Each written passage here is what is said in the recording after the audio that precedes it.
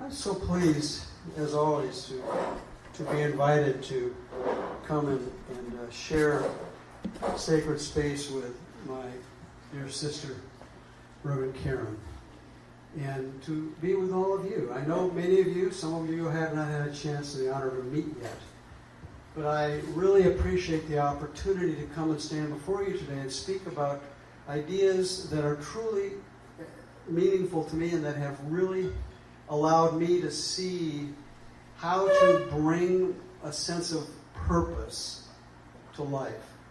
And today I'm going to be speaking to you about my book, The Art of Uncertainty. And the subtitle of the book is really where the juice is. The subtitle is How to Live in the Mystery of Life and Love It. Now the reality is, let's see if I can get a witness here, life is a mystery whether you like it or not. Right? I mean, the ultimate mystery, think about it, we come from the ethers in some place far beyond anything that anybody really knows where we come from, right? And our soul essence lands in these garments, these earth suits of skin and bone, which is what? It's only a carbon-based, biodegradable, disposable vessel that we ride around in for a particular amount of time, and then the soul essence ejects it. It goes back into the ethers from which it came. What's not mysterious about that? Now, the reality is, from the time we get here and land in these earth suits, and the time we leave, is no less a mystery. It's no less uncertain.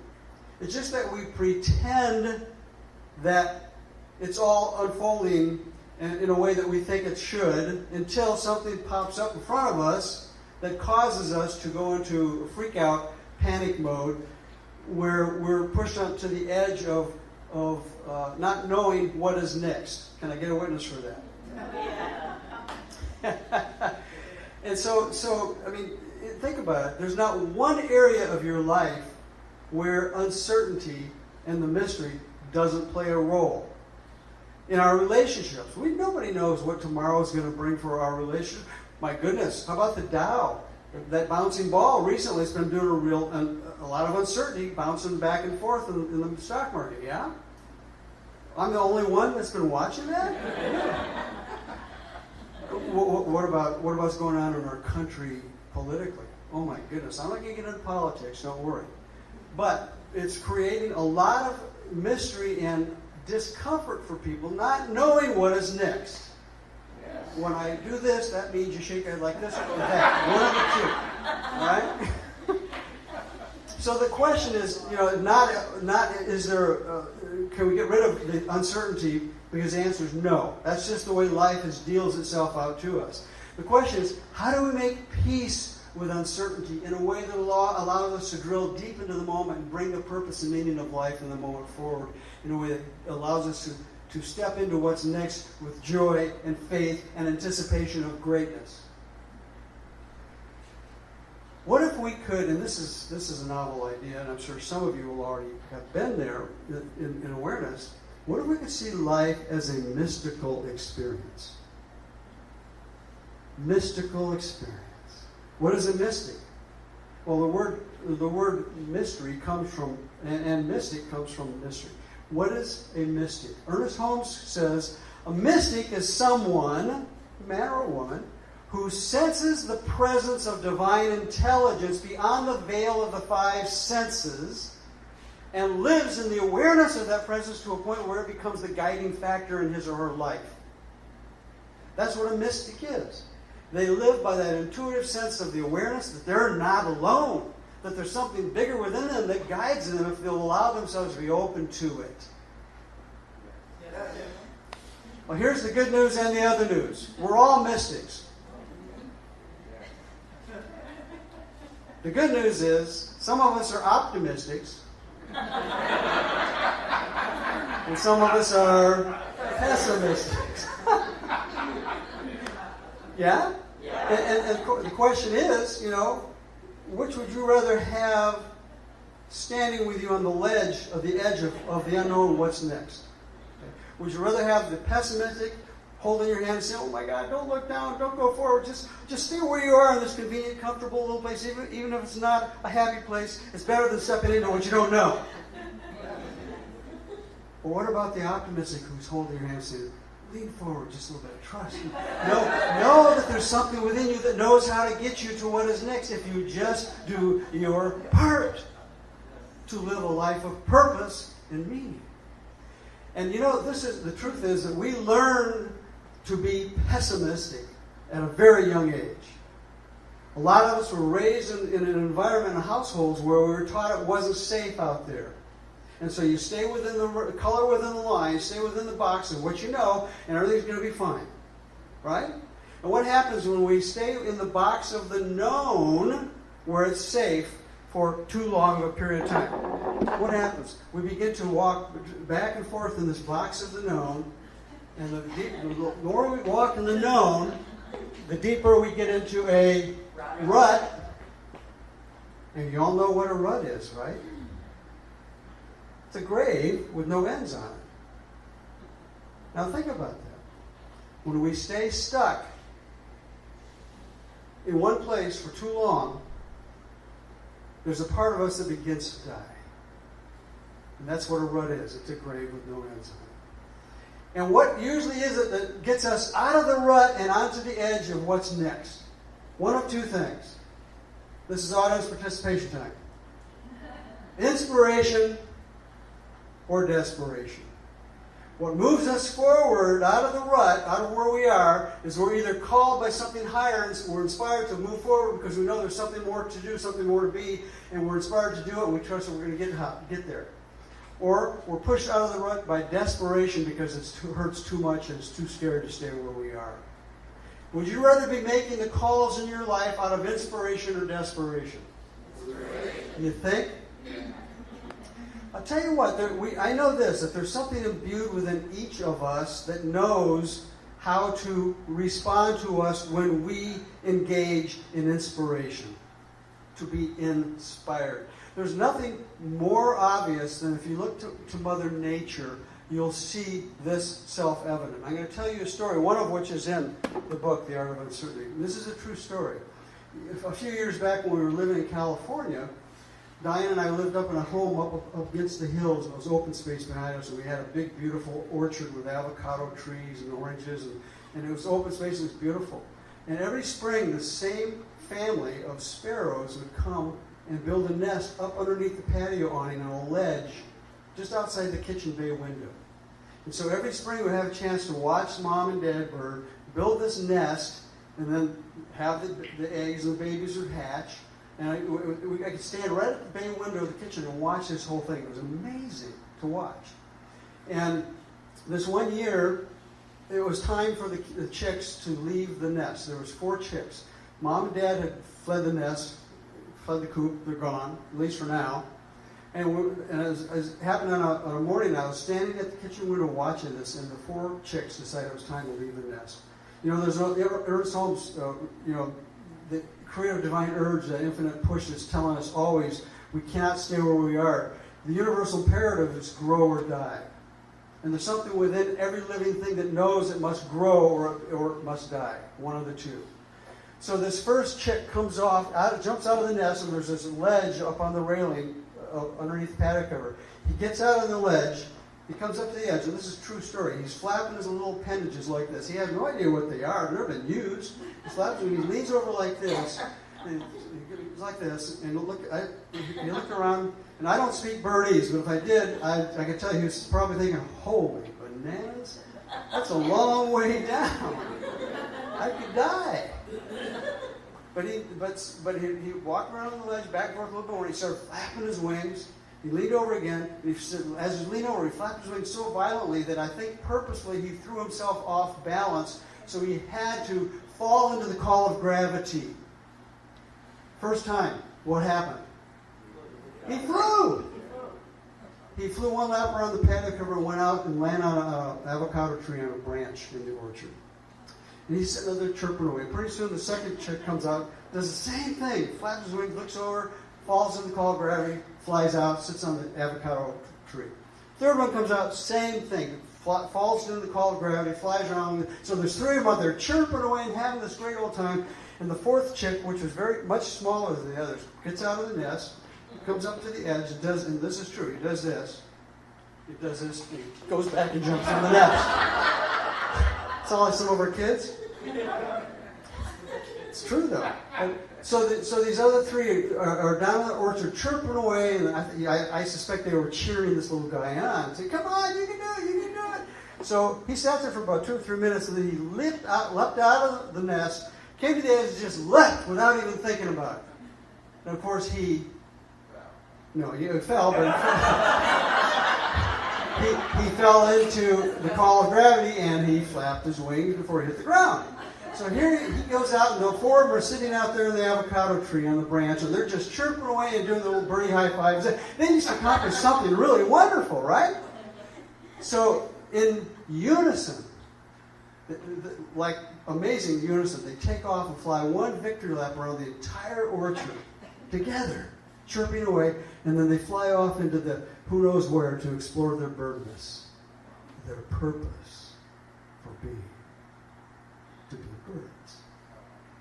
Now, I have to tell you this. The whole time that I was watching, I didn't see Mom or Dad bird around anywhere.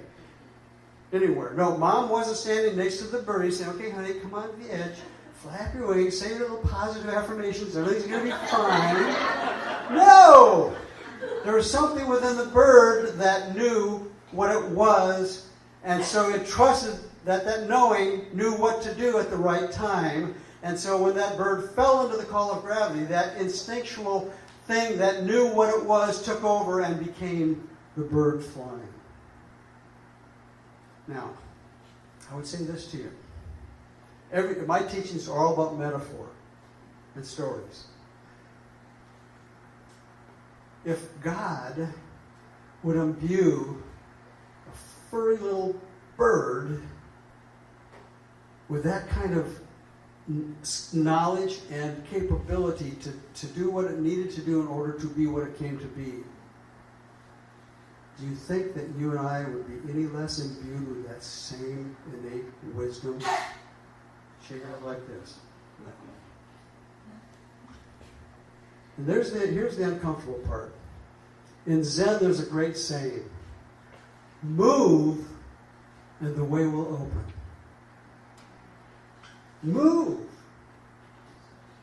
and the way will open. Ernest Holmes said another way: treat, and move your feet. Move, it doesn't say sit there and hope and pray, and when the way opens, then if you feel like it, jump through it. No, it doesn't say that. It says move. The universe is requiring action on our part to prove that we believe that which we say we believe. Nobody's raising their hand. Okay.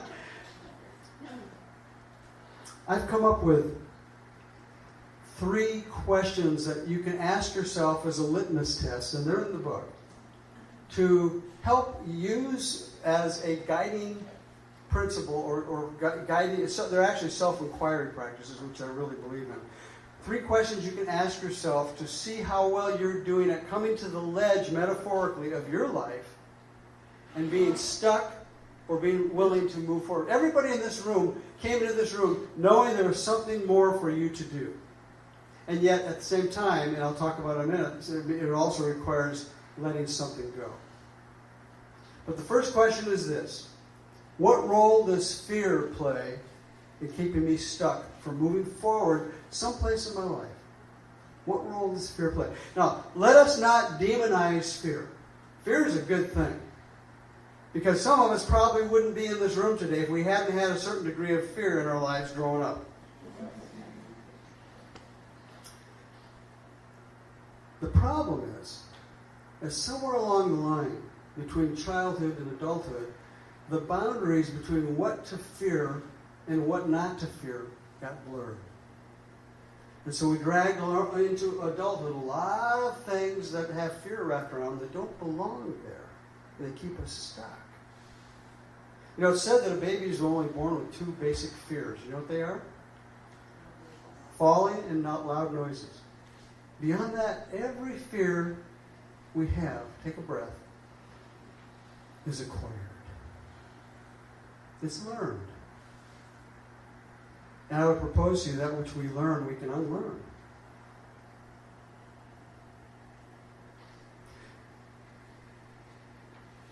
There's 3 touchstones to fear that I would share with you. The first, by the way, the children are also essentially when they're young, they have a fear of darkness, the unknown. Have you ever noticed that when something metaphorically pops up in your life that is where you're being forced to step into the unknown or move forward to a place you're uncertain, that there's a place in your mind that sends out a little advanced reconnaissance patrol into the unknown and reports back to you what you should fear and not be, reasons why you should not move forward. It's called anxiety, worry. Okay? There's 3 touchstones regarding fear that I want to share with you before we move on. Have you ever heard the acronym for fear? False evidence appearing real. I got another one for you. And it's more accurate. Forget everything and run. Because that's oftentimes what we do, isn't it? When something pops up in front of us that causes us fear, to experience fear, we spin on our heels and we run from it. We run to the medicine cabinet, the liquor cabinet, the shopping mall, the refrigerator. There's many barges departing down the river of denial on a regular basis. And the problem is, at some point we have to come back. And when we come back, the fear that we ran from is right there on the dock, waiting for us like a little puppy dog. Can we begin where we left off? So the essence of the first touchstone about fear is you can run, but you can't hide. Think about that. You can run, but you cannot hide from your fear. Why? Because your fear is not out there. Fear is something that arises from within, stimulated by something that's out there. But the fear is not out there. So the sooner that we begin to learn to identify the fear, rather than withdraw from it and react to it, learn how to respond to it. That does not mean the fear is not legitimate, but it means rather than cover our head and run from it, we stand toe-to-toe with it. The second touchstone about fear, and this was a heavy thing for me. When I learned this, it really healed a lot of areas of my life because I didn't understand it. All fear is attached to a concern of death. All fear is attached to a concern of loss. It could be a fear of physical death, your death, or the death of a loved one. Those are obvious. What about this? What about the death of your bank account? The death of your reputation, the death of a relationship, the death of a career or a job. See, fear wears many convincing disguises, which I talk about in my book, Your Redefining Moments, the 10 ways to identify the fears that hold you back. So, once we get it that fear is propelled by a concern of loss of some sort, we can stop and rather than run from the fear, embrace it. And that's the third touchstone. Learn to understand that your fear can be your greatest teacher if you invite it to. You can't invite it to if you're running from it. It is said in the East that we must learn to dance with our demons. What that means, rather than run from what we fear, we call it in close, like we're on a dance floor with it. And we embrace that fear. And we pull it in close, and we whisper in its ear, "Oh, Master Teacher of the moment, teach me what I need to know about you so I can transcend you." How are you breathing right now? This topic tends to make the breath go a little more shallow sometimes. I think I said last time I was here, your breath is so important because the first thing when you came to this planet was to breathe in. And the last thing you'll do when you leave the planet is to breathe out. And it's the countless breaths between those 2 points that we take for granted. And every one is waiting where life is waiting for you to show up. Contained within the moment is the gift of life waiting for you to explore it. But you have to be present with it. That's why mindfulness is so important. The second question that you can ask yourself on a daily basis is, what do I need to let go of? What do I need to let go of? And every person in this room probably walked in here with something they were dragging along that they would maybe be better served if they let it go. Maybe it's attached to a person or a relationship or an opinion, resentment, regret. Could be, I could go on and on with the things that we carry around with us that need to be let. Here's a great way, if you're not really consciously aware of what it is you may need to release. Here's what you need to do. Learn to listen to the stories you tell on a regular basis. Do you know what I mean by stories? The things that we talk about repeatedly over and over and over and over again. It can be based on something from the past, something he said, she did, or something that's going on in the present moment that we continue to dwell on and talk about, like politics. There's many things. The stories that we tell begin, after a while, they begin to define us because the stories go deeper and deeper into the rut of our subconscious, and we take on the identity of what the story is. Pretty soon, we don't have to, when people see us coming, they don't have to ask us how we're doing, because they already know the story. They know what they're going to hear. And so, if you begin to look at the areas in your life where you continue to talk about the same thing over and over and over again, or think about the same thing over and over and over again, if it is not serving your highest and best good, let it go. Because it's keeping you from moving forward. And you know what? It doesn't always have to be something bad. It does not have to be bad. It could be something great. It could be something good. But if it attaches you... When I first started my church in Simi Valley in 1985, one of my first practitioner clients was a beautiful elderly gentleman. His name was Stan. He was 90 years old. And then, again, that's one of the stories in the book. Stan came to me for counseling. He said, Dennis, I need help. Will you please help me? We sat down and we talked. He said, my beautiful wife, I've been widowed now for 5 years. My beautiful wife of 40 plus years, 50 years, passed on 5 years ago, and I've been living alone. And I've been thinking, I got more good miles left in me, and I want to get back in the game. And that, by the way, that's an optimist at 90 years old. Okay? And he said, would you come to my house for dinner? Can we talk about this? Because it's really bothering me. So we went to his house for dinner. He started talking about the fact that he'd been lonely. And he said, I said, have you dated? He said, yeah, I have no problem getting ladies. The ladies love me. I'll have 1 or 2 dates. The problem is that then they won't see me again. It really hurts me. I can't seem to find a permanent relationship. And looked around his house as we're eating. And of course, what did I see? Pictures of his beautiful deceased wife on all the walls. Her clothes still hung in the closet. He still wore a wedding band. None of these things are bad. Please understand, these are not bad things. If they don't keep you from moving forward to the life you've come here to live. And so I talked to Stan. I said, Stan, I pointed out, what you're sending a message to the universe, there's no room for a relationship in your life. Look, it's already occupied. And don't believe for a minute the women that you talk with, that you see, because he was talking about his wife all night long. He said, they hear the story. They see the story all around you.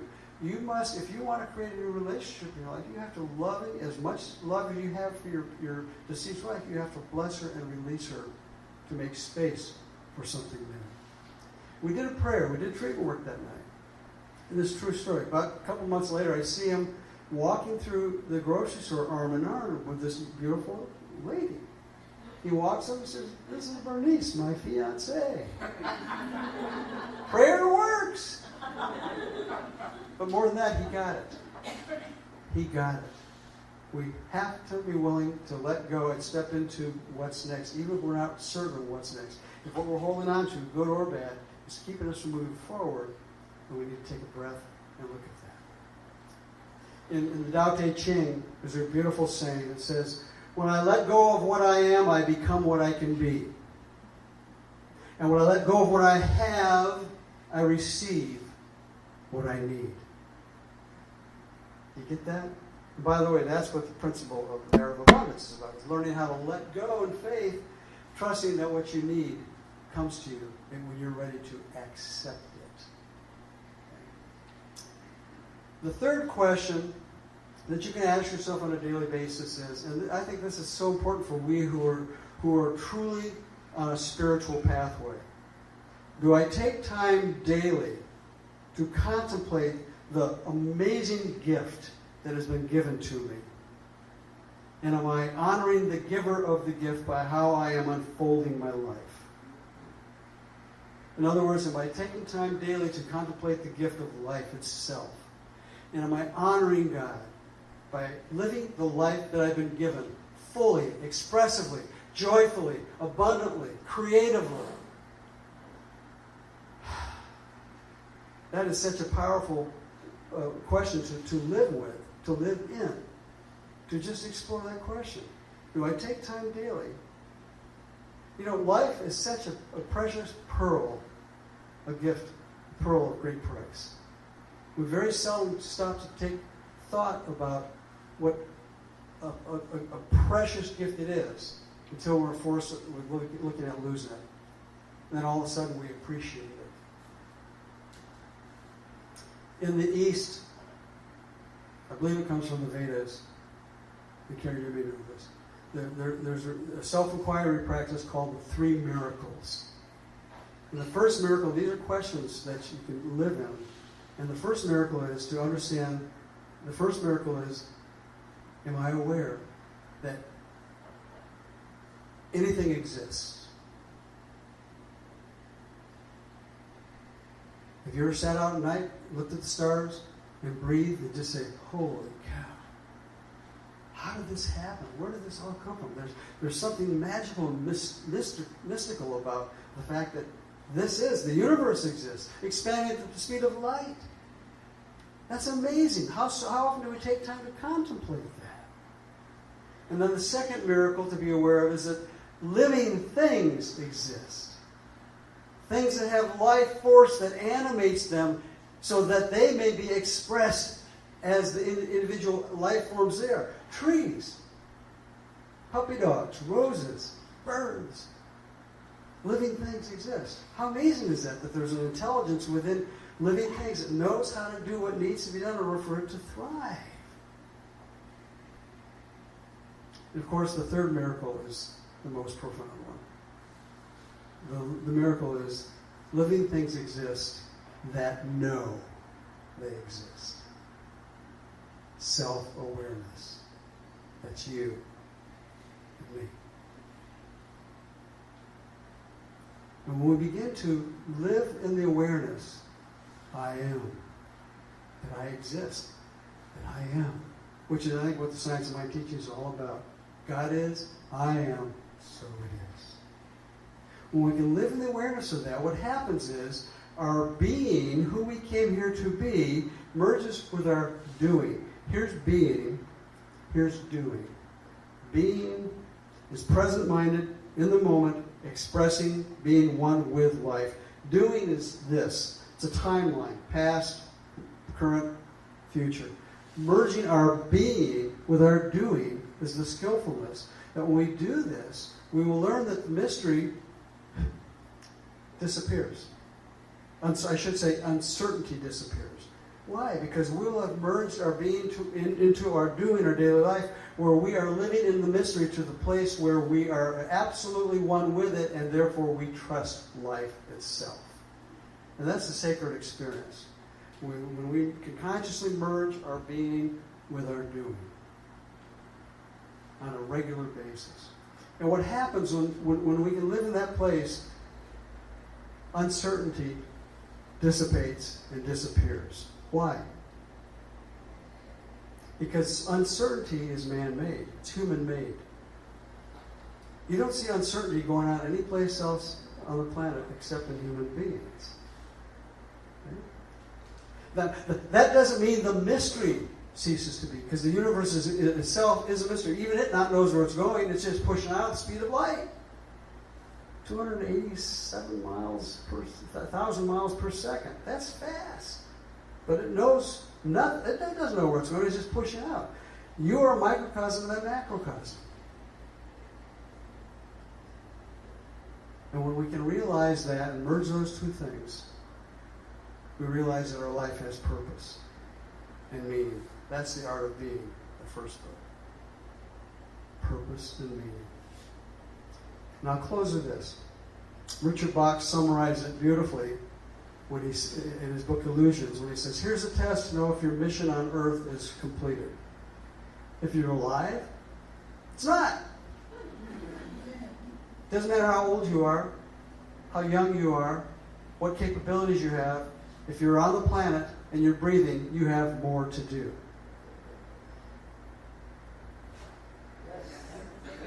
Guillaume Apollinaire, great French mystic, poet, social pundit, said it all. Come to the edge, he said. They said, no, we're afraid. Come to the edge, he said. They came. He pushed them. They flew. There's something within you that knows how to fly. Come to the edge. There's more for you to do. This, then, is how to live in the mystery of life and love it.